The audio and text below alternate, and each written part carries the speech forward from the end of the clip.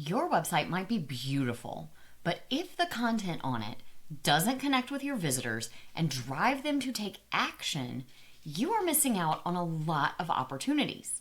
Last week, we talked about how businesses often focus way too much on how your website looks over the strategy behind it and how that can turn your website into nothing more than a pretty welcome mat or a brochure, when it really should be a strategic tool that is bringing you more customers. Now, it is one thing to know what needs to go on the page and to know that the strategy is important, but it's another altogether to actually write that content. So today I want to take it a step further and show you how to create strategic content that converts visitors into customers. Whether you're selling products or you're offering services, the reality is the content on your site is what really drives results for your business, not just the design. So let's talk about how to write that kind of content. The first thing you need to do is stop focusing on you and think more about your visitors. See, most websites mess this up because they focus way too much on what they do or what they are or what they sell, instead of focusing on what their visitors need and what they came to their website for. So I want you to move from talking about yourself, your features, why you started your business, all of those things, to really trying to tap into the thoughts, the emotions, the feelings, maybe even the fears of your website visitors. See, people don't spend money with you unless they have a problem that you can solve. And I know it is so tempting for all of us to think, yeah, but my business isn't that deep. Mine's not like that. I'm different. But even something as straightforward as a nail salon or a restaurant, people come and spend their money with you because they're hungry and they don't feel like cooking tonight, or they need their nails done for an event or whatever. So they have a problem that you are going to solve for them. Regardless of what your business model is and how serious or how maybe light and fluffy you feel like it is, people come to you because they have a problem that you can solve. So from a very practical standpoint, what I want you to do is look at your homepage first.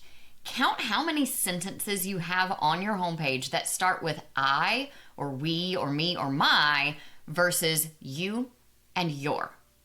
And flip that ratio so that well over half of those are focusing on the customer and not you. Now let's talk about how people read your website and why that matters. So believe it or not, there are people out there who are doing things like eye tracking studies to follow how people interact with and how they read your website. And those studies show us that on desktop, people scan in either an F or a Z pattern, depending on who you ask.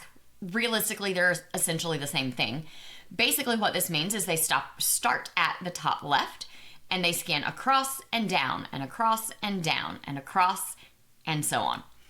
On mobile devices, it's a little bit more of a spine pattern, kind of down the center and then out at different intervals when people see something that grabs their interest. What this means is that your most important information has to be in the headlines, because that is what grabs people's eye and what they start to move out across the page to read. You don't want to bury all the good stuff in paragraphs. See, most visitors only read about 25% of the words that are on your page. And that is why the content strategy matters so much. If people aren't reading most of your words, then the ones they do read better count. Now, what I don't want you to hear from that statistic is, oh, I need to go cut my copy on my page by 3/4 and only put that 25% on the page, because there are people who will read a lot more than that. And typically speaking, those are your most engaged visitors, the ones who are most likely to convert into buyers. So don't take all the words off, but think about that 25% of your text, probably the headings and the bolded stuff. Those need to really tell the whole story and rope people in.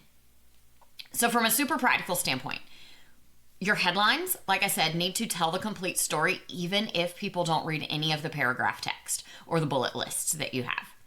When you're putting paragraphs on something like your homepage or a sales page, no more than 3 sentences per paragraph is a great rule to follow. And if you're looking at something like a blog post, you can make those paragraphs a little bit longer, but not too much.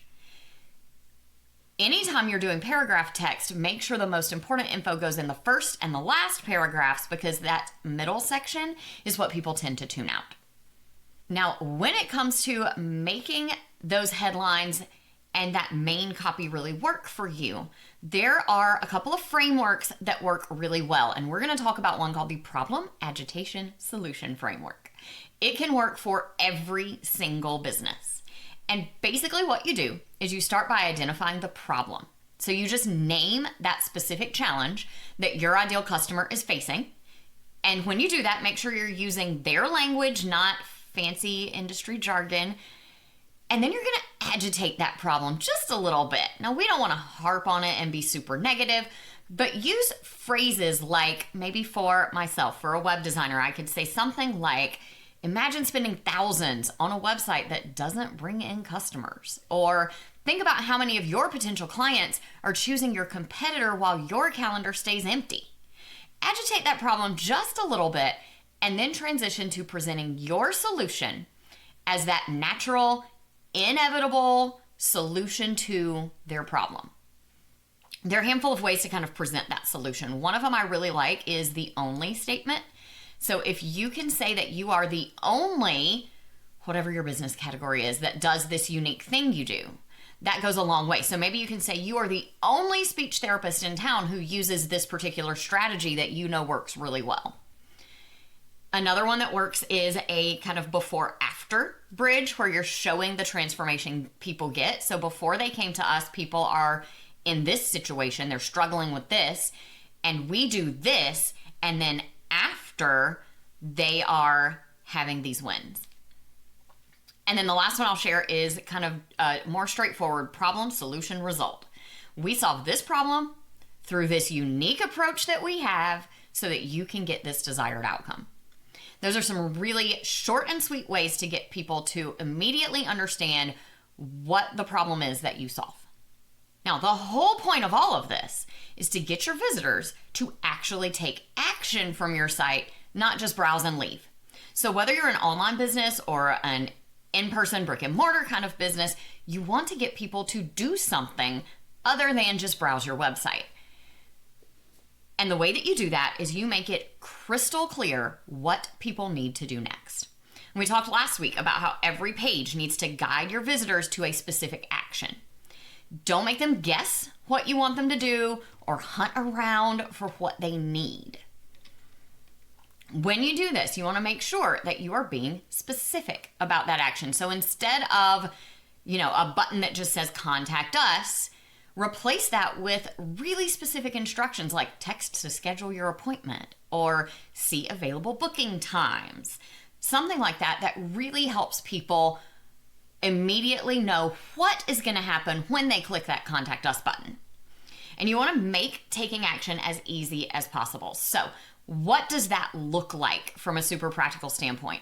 Whether you have a lead magnet or an appointment scheduler or whatever it is, if you have a form attached to the action that people are taking, even a checkout form for an online store, the fewer form fields or the fewer steps, the fewer decisions people have to make, the more people will follow through.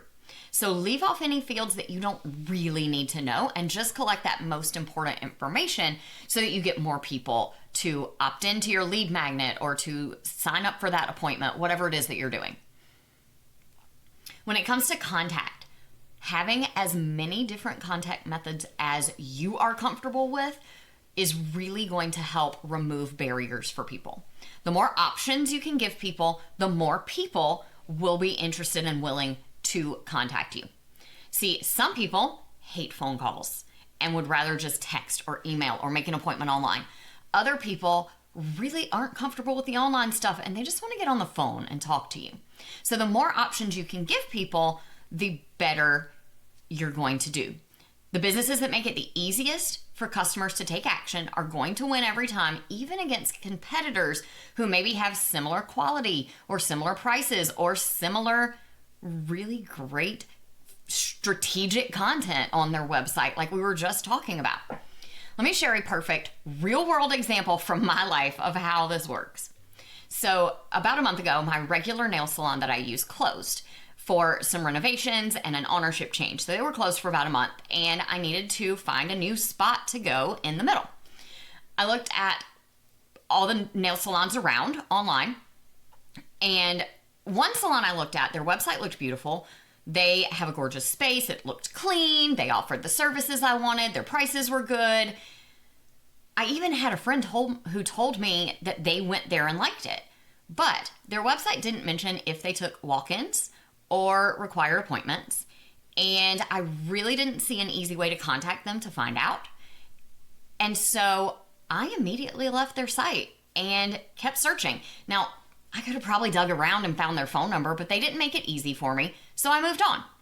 The salon I ultimately chose wasn't necessarily better quality or better prices or anything. It was probably about the same, to be honest, but their website had a very clear click here to make your appointment button, and they let me text them to book an appointment. I am not a phone calls girl, so if you let me text you to make an appointment, I am in. This is so much better for me. So that simple difference in their website content right on their homepage, making the next step obvious and offering the contact method I preferred, is why the second salon got my business while the first salon lost it. And this wasn't a one-time thing either. I noticed this because I was looking at a new salon, but the reason I've stayed with my regular salon for years now isn't just the quality of their work. It is great, and I do love it. It's woman-owned too, and that just speaks to my heart. But one of the biggest reasons that I stick with them is because I can grab my phone and text them to book an appointment. I don't have to call. I don't have to remember their website. I just have their number saved, and I can text, book my appointment, and I'm done. So tiny little decisions like that one, like what kind of contact methods you're going to allow on your website, really can directly impact whether people choose to do business with you or they pick a competitor. All right, let's talk about what you need to do this week. Take a look at your website's main pages. Start with your homepage if you're just getting going, because that is kind of that digital front door. And so it's the most important page to optimize first. Look over your page for that customer focus. Count how many sentences start with I or we or me, my, versus using yours. See if you can aim for at least 80% customer focused language and only 20% you focused. Make your headlines work harder for you. Look for any super generic headlines or call to action buttons, things like our services, contact us, learn more, and replace those with benefit-driven headlines and call to action buttons that speak directly to your customers' needs and their problems and the actual action step they're going to take. Try to look at each page through the eyes of a first-time visitor to your site. I know sometimes that's tough, but try to do that when you're looking at it. Would they immediately know exactly what to do next? And when they click a button or a link, is it obvious where that button or that link is going to go? Make sure every page has that one obvious next step. And then reduce friction points as much as you can. Again, try using your website like you're a new customer. Go through your purchase process, your appointment booking process, whatever it is that you have on your site. And think about anywhere that there's a little extra friction and try to eliminate those roadblocks that might cause people to leave. Things like requiring a phone number on an email contact form. Do you really need their phone number, or is it okay just to get their name and email address? Maybe requiring a phone call when a text would work just as well.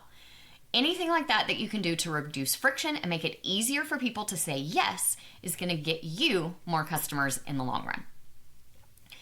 Beautiful design might catch someone's eye, but it really is that strategic content on your site that makes them reach for their wallet.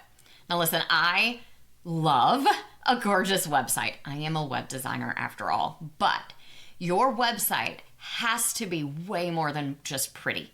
It should be a sales tool that connects with visitors and gets them to take action. So start with just your homepage this week. Review those I and we statements versus you and your statements. Check your headlines and make sure there is a crystal clear next step for your visitors to take. Just like my nail salon story, even small content decisions that are made strategically can really be the difference between winning a customer or losing them to your competitors.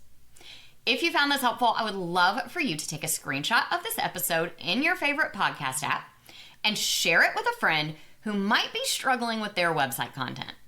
Tag me at kristendoyle.co so I can thank you personally. And don't forget to subscribe so you don't miss next week's episode, where we are talking about the difference between owning your website and renting it and why that really matters in the long run. I'll talk to you then.